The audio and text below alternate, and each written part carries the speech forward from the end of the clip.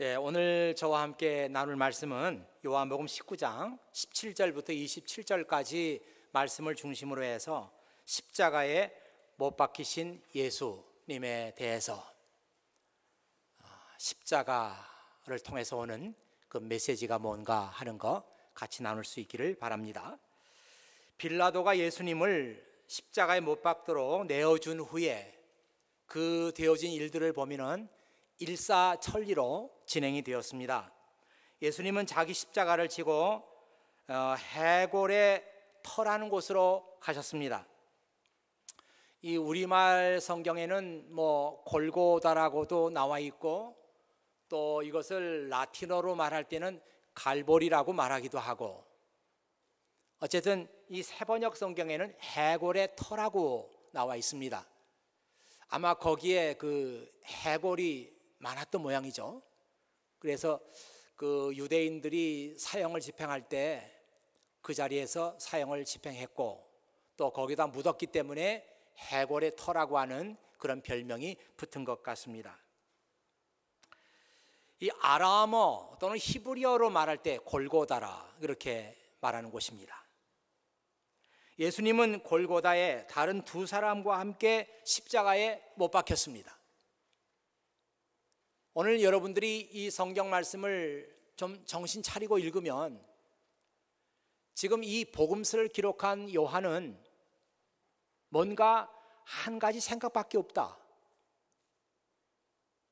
다른 그 공관 복음서를 보면은 이 골고다 언덕까지 올라가는 그 과정도 잘 나와 있고, 그리고 그 과정 속에서 많은 에피소드가 있어요. 그런데 요한은 그런 거 다 빼버리고 그냥 예수님께서 직접 자기 십자가를 지고 골고다로 가셨다, 해골의 터로 가셨다, 이렇게 기록했습니다.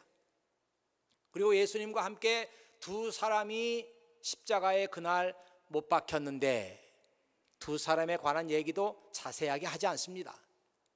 다른 공간 복음서에 보면은 그 두 사람들은 모두가 다 범법자였다, 강도였다, 영어로는 criminals 또는 revolutionaries, 그러니까 로마 정부에 항거하기 위해서 폭력을 일으키고 쿠데타를 일으키고 사람들을 선동했던 그런 사람들, 우리 성경에는 강도로 나와 있습니다.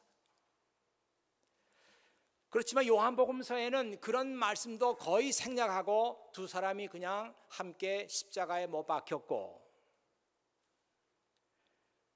이런 얘기를 하는 걸 보면 뭔가 지금 요한은 그런 얘기 다 생략하고 뭔가 하고 싶은 얘기가 있는 거예요. 하나님의 아들이신 예수 그리스도께서 십자가에 못 박혀 돌아가심으로 인류를 구원하시고자 하는 하나님의 구원의 계획이 이루어졌고, 마침내 하나님께로부터 영원한 생명이 그를 믿는 자에게 주어졌다, 이런 결론을 지금 빨리빨리 독자들에게 말하고 싶은 거죠. 참 공간 복음서에 보면은 그 에피소드들이 얼마나 많습니까? 아주 낭만적인 그런 에피소드도 있어요. 여러분, 마가복음 15장 21절에 보면은 예수님께서 골고다로 가실 때 너무 힘들어가지고 기진맥진해서 쓰러지고 그래서 도무지 그 십자가 행진이 속도가 나지 않았던 것 같아요. 그래서 로마 군인들은 마침 그 옆에 지나가던 구레네 시몬이라는 사람을 불러다가 내가 십자가를 져라 그랬다는 거예요. 그래서 실제로 구레네 시몬이 골고다까지 십자가를 지고 갔다,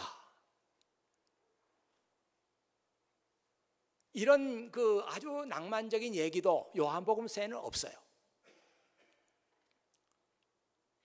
그 구레네 시몬에 대해서 참 흥미가 있습니다.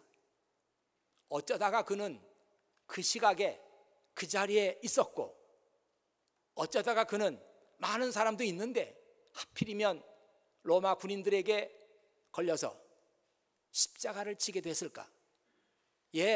그때 당시 십자가는 아주 누구나 다 꺼리끼는 거죠. 거기에 피도 묻어 있고 그 사형 틀 아닙니까? 근데 이걸 자기 보고 지라는 거예요. 그러니 뭐 좋을 리가 있겠어요? 제 생각에 구레네 시몬이 그거 지지 않겠다고 반항했을 거예요. 왜 나보고 지라고 합니까? 지지 않겠습니다. 그랬을 거예요. 이 성경에 보면은 로마 군인들이 그런 그 구레네 시몬을 force했대요.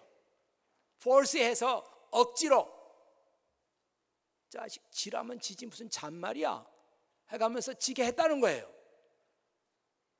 그런데 이 마가복음 15장에 보면은 그 구레네 시몬이 누구냐?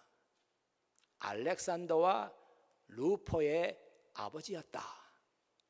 그런 말씀 하나가 간단하게 나와 있습니다. 이 구레네 그러면은 아프리카 북쪽인데요. 지금의 그 리비아 영토에 있는 지명입니다. 거기서 온 시몬이란 사람. 도대체 이 얘기가 구레네 시몬이 그 리비아 사람이란 얘기인가?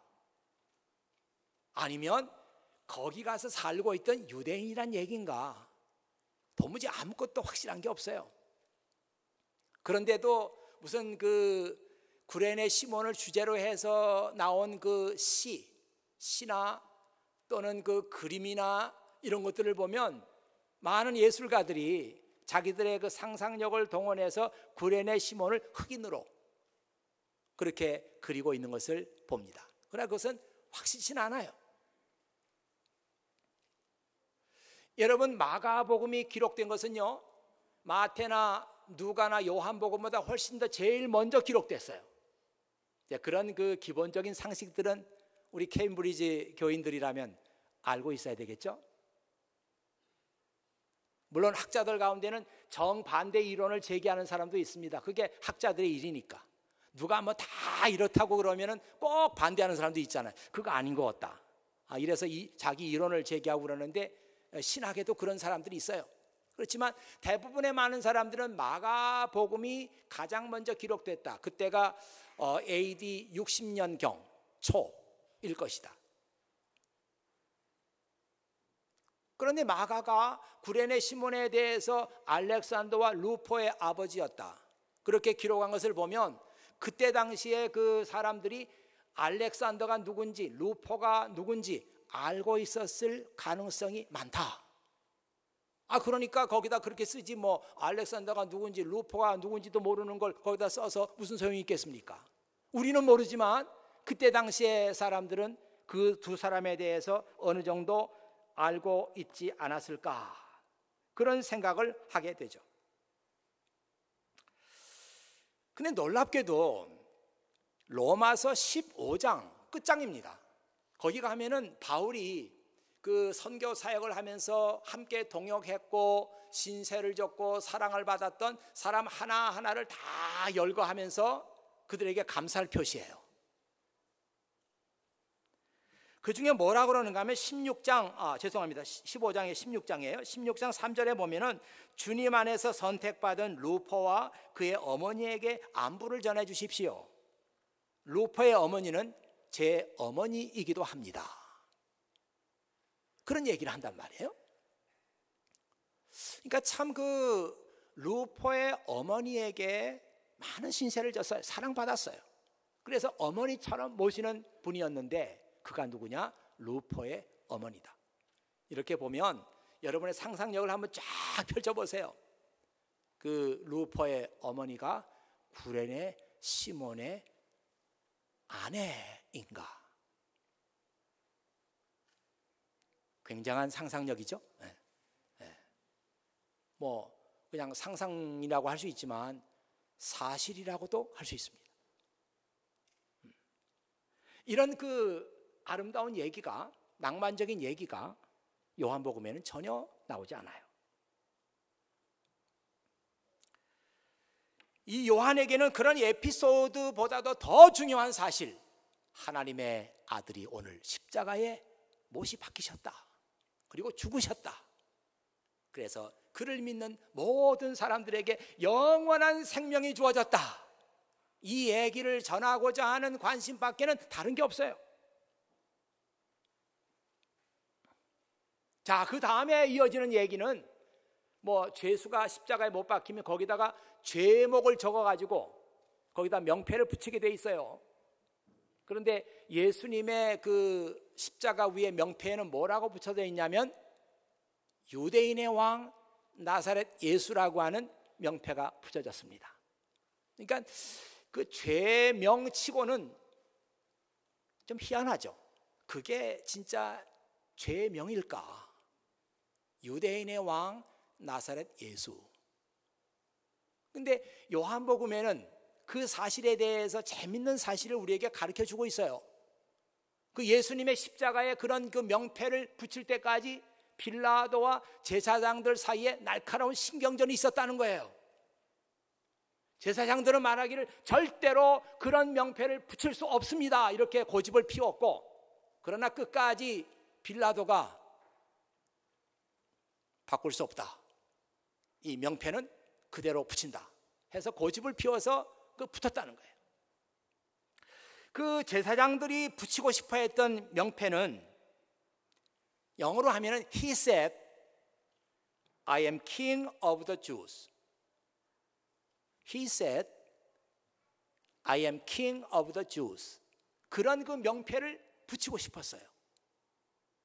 그가 말하기를 나는 유대인의 왕이라고 그랬다는 겁니다. 그런 명패를 붙이자는 거예요. 근데 빌라도는 안 된다. 그 명패에는 유대인의 왕 나사렛 예수 이렇게 붙여야 한다. 그렇게 고집을 피워서 결국 빌라도의 생각대로 됐다는 것입니다. 이게 참 사소한 얘기 같은데요, 생각해보면 생각할수록 사소한 얘기가 아니에요. 그 유대인의 왕 나사렛 예수라고 하는 그 명패가 3개 국어로 번역이 돼서 이렇게 3줄로 됐겠죠. 그러니까 3줄로 적혔어요. 히브리어나 아람어로,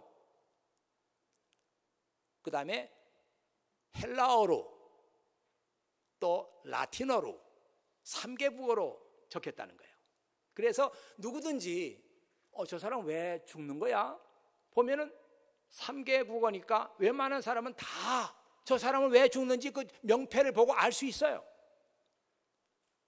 저 사람 유대인의 왕인데 죽었구만. 제사장들은 그 얘기를 듣기 싫었어요.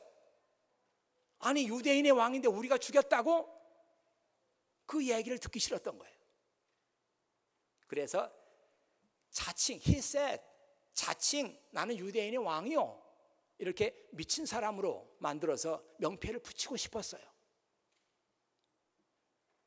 그런데 그들의 뜻대로 되지 않고 빌라도의 뜻대로 됐다. 저 사람은 누구냐? 유대인의 왕 나사렛 예수다.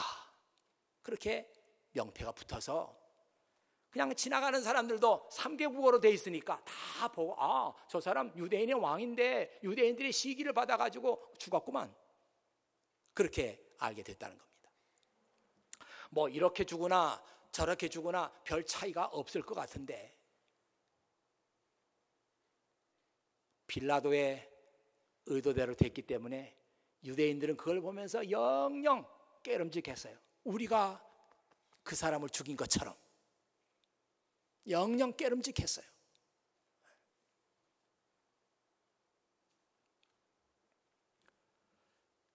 자기가 하나님의 아들이라고 말도 안 되는 주장을 하고, 저 사람 저 정신 나간 사람인데, 미친 사람인데, 그래서 죽은 거라고 그렇게 했으면 좋을 텐데.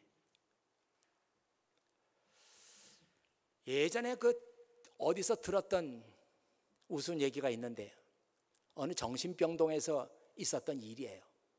오후가 되어 나른하고 정신병동에 있는 사람들이니까 다 좀 왔다 갔다 하는 사람들 있잖아요.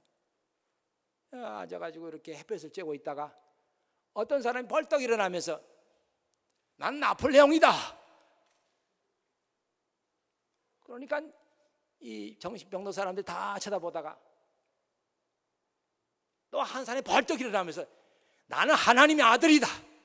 그랬다는 거예요. 그러니까 저쪽에서 떨떠름하게 보고 있던 한 사람이 달려가더니 그냥 따귀를 한 대 쳤다는 겁니다. 야 이놈아, 난 너 같은 아들을 둔 적이 없어. 그랬다는 거예요.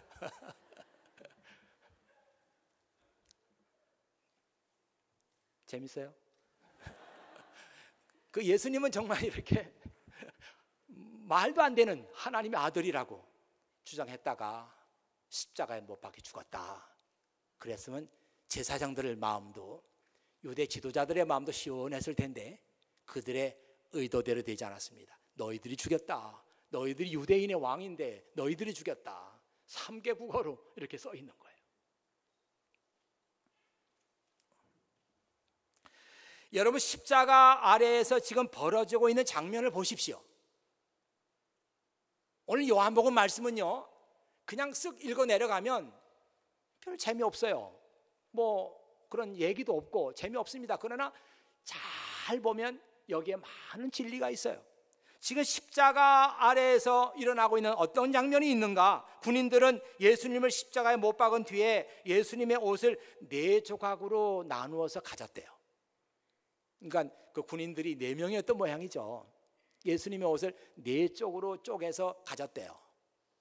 막 그때는 천이 참 귀했던 때 같습니다. 지금 같으면 누가 그걸 입으려고 하겠어요? 아니, 그 사형장에서 죽은 사람이 벗어놓은 그 옷인데 그걸 집에 가서 뭐 아내에게 입히겠어요? 아니면 자식에게 입히겠어요? 지가 입겠어요? 근데 그때는 천이 참 귀했던 때니까 그런 것도 군인들이 그냥 서로 나눠서 가졌던 모양이에요. 성경에 보면 그런 얘기 있습니다. 구약 때도 전쟁 끝나고 나면 그 돌아다니면서 시체들에게 옷 다 벗겨서 가서 팔아먹던 그런 사람들 있었단 말이에요. 근데 이 나누다가 보니까 이제 속옷이 나왔는데 속옷은 하나예요. 쪼갤 수가 없어요. 그래서 군인들이 야 이거 누가 가질까 해가지고 그 뭐 이렇게 주사위를 던져가지고 야 1번 나온 사람이 가지기로 하자. 뭐 그러면서 주사위를 던지고 야 내가 나왔다 이거 내 거다 하면서 뭐 낄낄거리고 좋아하고 그런 장면이 지금 십자가 아래에서 전개가 되고 있습니다. 아무도 몰랐습니다. 그저 예수님도 한 사람의 범법자로, 크리미널로 다른 2사람과 함께 그날 십자가에 못 박힌 거예요. 그러면 십자가에 못 박힌 사람들은 시간이 좀 가면은 피를 많이 흘리고 하니까 목이 마르겠죠. 고통스럽게 소리 지르겠죠. 비명을 지르겠죠. 그러면 군인들이 또 여기 보다가 어떤 통 가지고 가서 통에 그 포도주하고 그 식초하고 섞은 물이 있는데 그거를 솜방망이에다 찍어가지고 그 죽어가는 사람에게 그 인정 베푸는 거죠. 그냥 입에 대주고 조금 있으면 그 사람은 죽습니다. 거의 날마다 그런 그 사형장의 모습이에요. 있었던 사형장의 모습입니다. 그날도 그런 일이 벌어지고 있는 거예요. 옷 벗겨서 서로 나누고 주사위 던지고 낄낄거리고 그 솜방망이 갖다가 이렇게 입에다 칠해주고 늘 하던 일입니다. 그런데 오늘은 그렇지 않다. 오늘 너희가 보고 있는 이 사람의 죽음은 같은 죽음이 아니다 하는 것을 요한은 기록하고 있는 거예요. 그래서 뭐라고 하는가 하면은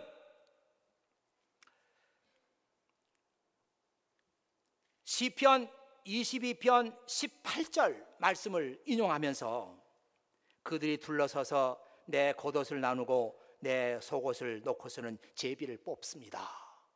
이런 말씀이 기록되어 있었다는 거예요. 일찍이.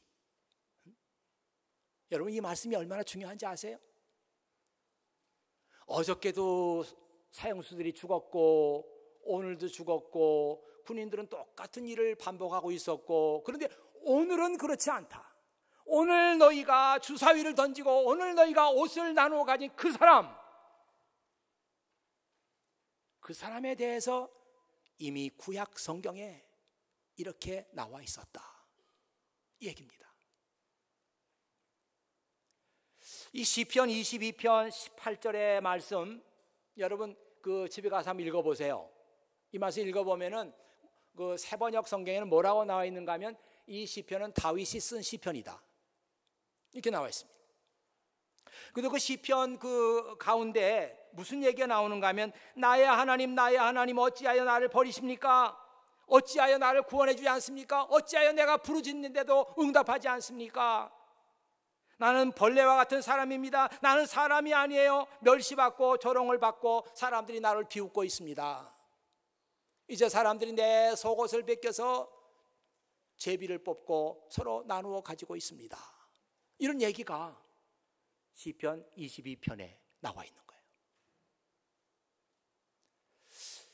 여러분 가만히 말씀 생각해 보면은 다윗이 이런 시편을 쓴 걸 보면은 그의 생애에 있어서 가장 절망적인 순간, 사람들로부터 모욕과 수치를 받고 있었던 그때의 상황을 그는 시편에다가 이렇게 쓴 것이 아닌가 그렇게 생각하죠. 왜냐하면 그가 쓴 시편들은 뭐 거의가 다 그냥 책상에 앉아가지고 오늘은 날도 참 좋은데 창문 열어놓고 시나 한 편 써야 되겠다 그래서 쓴 게 없어요. 하나하나 시편 말씀들은 그가 처해 있던 상황을 그대로 반영하고 있습니다. 야, 다윗의 생활 가운데 이렇게 수치와 모욕을 받았던 때가 있었던가. 그의 생애 가운데 가장 불안했고 또 위기의 때라고 하면은 사울의 추격을 받아서 여기서 저기로 저기서 여기로 이 산에서 저 산으로 뛰어다니던 그때입니다. 그때 다윗이 한 얘기를 보면은 그때 나의 처지는 벼룩 한 마디와 같았다고. 벼룩 풀리 아시죠? 벼룩 한 마리와 같았대. 야, 자기 처지가 그런 거예요. 벼룩 아시죠? 아마 지금 우리 젊은 청년들은 벼룩 잘 모를 거예요. 본 적이 없으니까. 예전 분들은 벼룩 실컷 봤습니다. 벼룩은 그냥 여기서 톡톡 이렇게 튀는 거예요. 이렇게 튀는데 뭐 자기 몸에 뭐 몇백 배를 뛴다나 톡톡 튀 이렇게. 자기 처지가 이 산에서 저 산으로 생명 구하기 위해서 도망다니는 그 처지가 벼룩과 같다고 그렇게 얘기했어요. 사울의 그 추격을 피해 가지고 가다가 더 이상 못 가 가지고 차라리 블레셋 군에게 투항을 하자. 그래서 블레셋은 이스라엘하고 원수지가 아니니까 그러면 차라리 내 목숨이 부지가 되겠구나 해서 블레셋 군을 찾아가서 투항했어요. 그리고 블레셋 사람들을 속이기 위해서 그 수염에 침을 질질 흘리면서 미친 사람처럼 행동했어요. 그러니까 야, 그 미친 다윗인데 다윗이 미쳤는데 우리한테 투항했으니까 그냥 봐주자 해서 거기에 머물게 됐어요. 자, 그때 그 상황도 참 모욕스럽고 수치스러운 그런 상황이지만 이 시편 22편이 그때 써졌을까? 좀 의문이 있습니다. 그 밖에 다윗이 또 어려움 겪었던 때가 뭐가 있었는가? 자기 아들 압살롬에게 반역을 당해서 아들이 아버지에게 칼을 겨누고 쿠데타를 일으켰어요. 그래서 다윗은 궁을 빠져나와서 도망을 갑니다. 물건도 챙기지 못하고 자기 편도 이렇게 꾸리지 못하고 몇 사람 데리고 그냥 궁을 빠져나간 거예요. 자기 옆에 자기를 지켜줄 사람이 없어요. 요압이라는 사람, 뭐 이때 후세 뭐 이런 그 사람들이 있는데 이 사람 모두가 다 그 뭐 유대 사람도 아니고 이방 사람들이었는데 어쩌다가 다윗과 만나가지고 같이 생활했던 사람들이에요. 이런 사람들이 옆에 있는 거예요. 그래서 그 밤으로 빠져나와서 요단강을 건너가는데 그 처지가 보통 처량하지가 않아요. 다윗이 머리를 풀었다 그러잖아요. 그 너무너무 그 처지가 비참했던 겁니다. 그런데 뭐 그냥 그 길거리 또 어떤 사람 하나 나타나가지고 막 돌 던지고 먼지를 뿌리고 다윗에게 그냥 그 차마 입에 담지 못할 욕을 막 퍼부어대고 아마 다윗에게 좀 원한이 있었던 사람 같죠. 그러면서 요단강을 건넙니다. 건너가지고 아마 그랬을 거예요. 밤에 혼자 하나님을 대면하는데 이게 뭐냐, 자식이 아버지에게 칼을 겨누고 모든 걸 다 버리고 궁을 빠져나와서 오는 과정에서 그런 수치와 그런 모욕을 당했어요. 나는 이제 죽은 목숨이구나, 내가 이래서 죽는 거구나 하면서 사람들이 내 속옷을 벗겨서 서로 나누어 가집니다. 그런 심정이었을까? 그런 생각이 듭니다.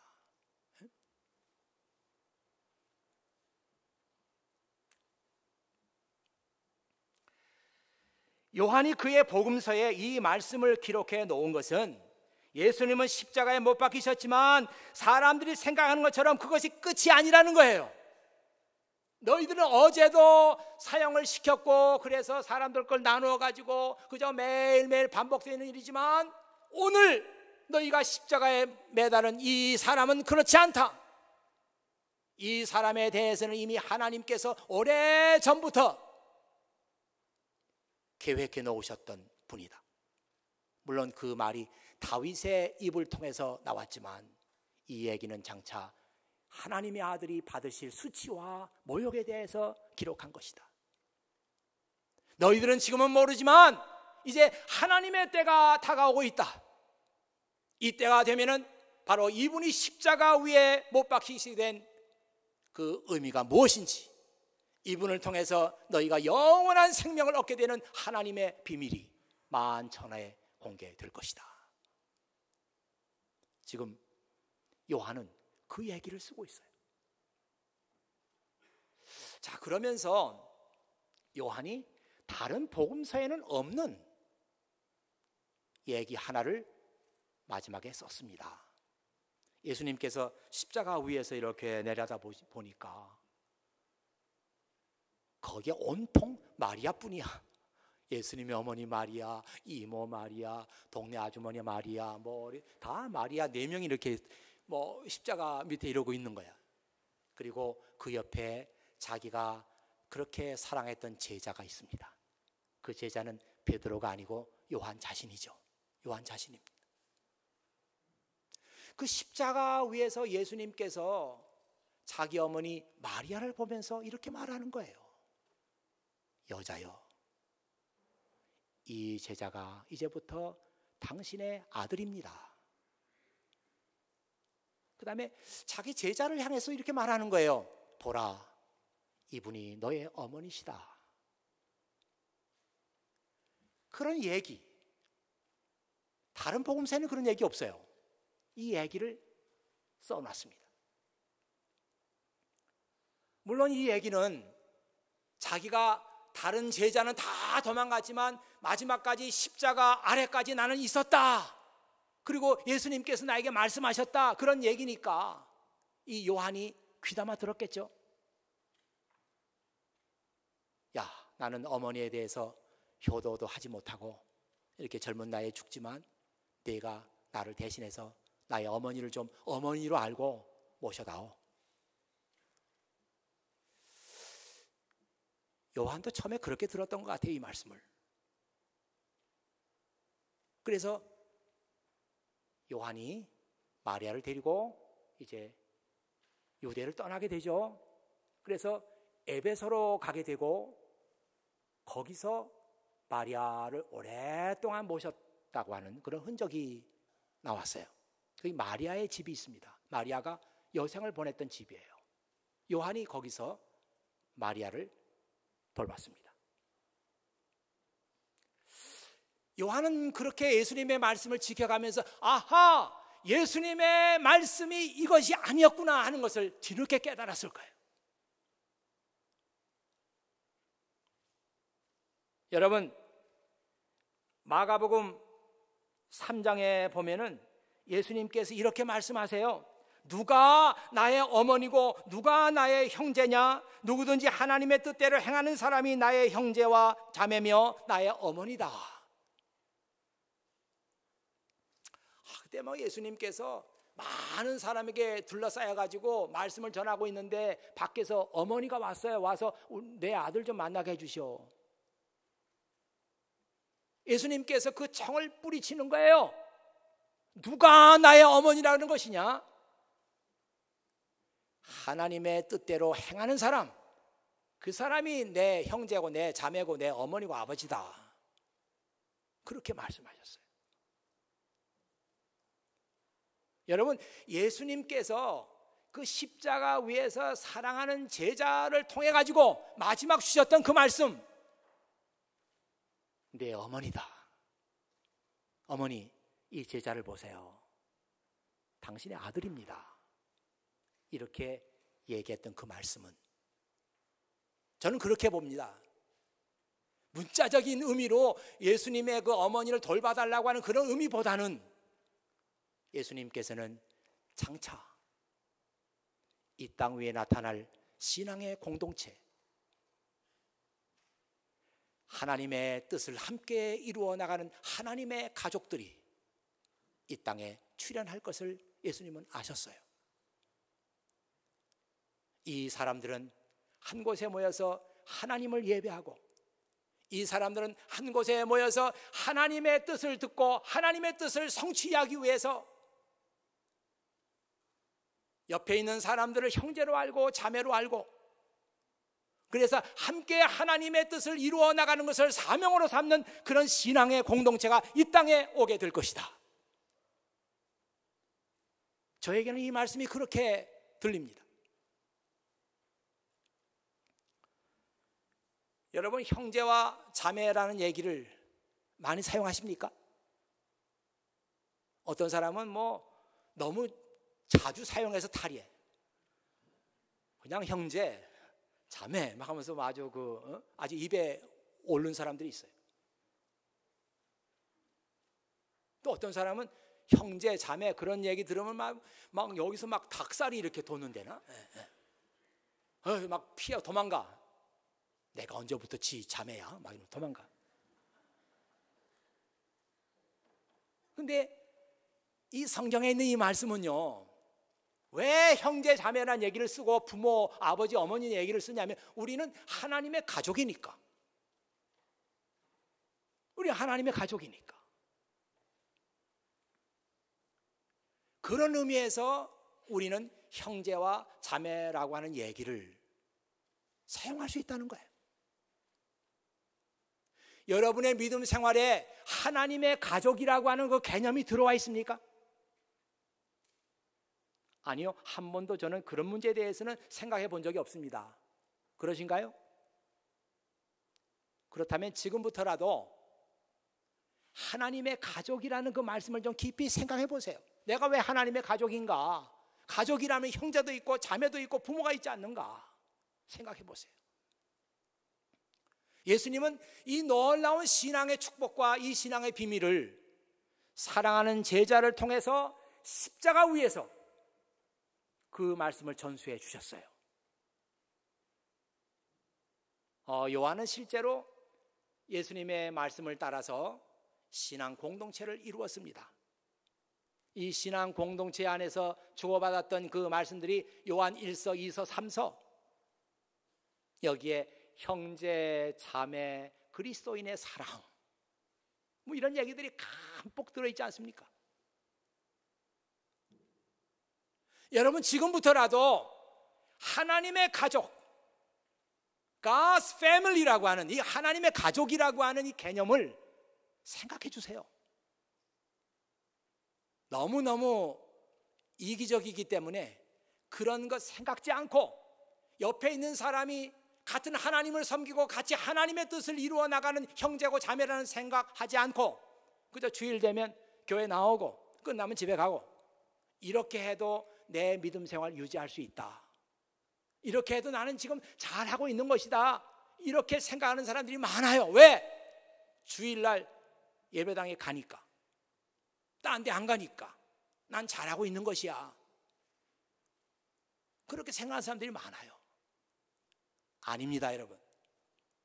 오늘부터라도 여러분들은 하나님의 가족. 옆에 사람하고 나하고 왜 가족이야? 이 사람이 내 왜 형제가 되나? 예, 우리는 하나님을 섬기고 그분의 말씀을 듣고 그분의 말씀을 함께 이루어 나가는 사람들이잖아요. 그런 의미에서 우리는 형제가 되고 자매가 되는 겁니다. 피 한 방울 섞이지 않았어요. 요한하고 마리아하고 무슨 피가 섞였습니까? 피 안 섞였어요. 그렇지만 하나님의 가족입니다. 여러분과 제가 무슨 피가 섞였어요? 안 섞였어요. 그렇지만 우리는 하나님의 가족이에요. 우리는 한 교회에 속해 있으면서 함께 하나님을 예배하고 찬양하고 하나님의 말씀을 듣고 이 교회가 하나님의 뜻을 함께 이루어 나가는 일인데, 우리는 이 교회에 속한 사람들입니다. 이 의미가 지금 우리가 사는 이 시대에서는 너무나 중요해요. 왜? 모두가 다 이기적이고 개인주의적인 생각에 빠져 있는 시대니까. 그래서 공동체가 존재하지 않는 시대니까. 여러분, 지금 교회 말고 어떤 공동체가 있습니까? 공동체 없어요. 지금 다 깨졌습니다. 계모임도 깨지고 다 깨져요. 교회 말고는 공동체가 없어요. 지금 우리 시대는. 왜? 사람의 개인주의적으로 돼버리고 말았다 이 말이에요. 여러분들은 지금 주일마다 이 교회에 나와서 이 교회에 속해 있으면서 함께 예배를 드리고 함께 말씀 듣고 함께 하나님의 뜻을 성취해 나갑니다. 우리의 신앙 공동체는 하나님의 가족이에요. 이런 면에서 여러분들이 좀 입을 열어보시죠. 이 사람도 내 형제고, 이 사람도 내 자매고, 이 사람이 내 신앙의 어머니고, 이 사람이 신앙의 아버지고. 그런 데까지 여러분의 마음을 한번 넓혀보시죠. 하나님의 가족, 주님께서 십자가 위에서 사랑하는 제자에게 주셨던 말씀이에요. 오늘 이 말씀이 여러분에게 전달됐습니다. 여러분의 믿음 생활에 이 하나님의 가족이라고 하는 그 개념이 새롭게 자리 잡는 그런 은혜와 축복이 있으시기를 주의 이름으로 부탁드립니다. 기도하겠습니다. 아버지 하나님, 감사합니다. 오늘 아버지 하나님께서 저희들 한 곳에 불러 모으시고 또 이 자리에서 저희들은 함께 찬양하고 기도하고 하나님 말씀을 듣습니다. 정말 이 교회는 세상적인 관점에서 보면 이해하지 못할 교회입니다.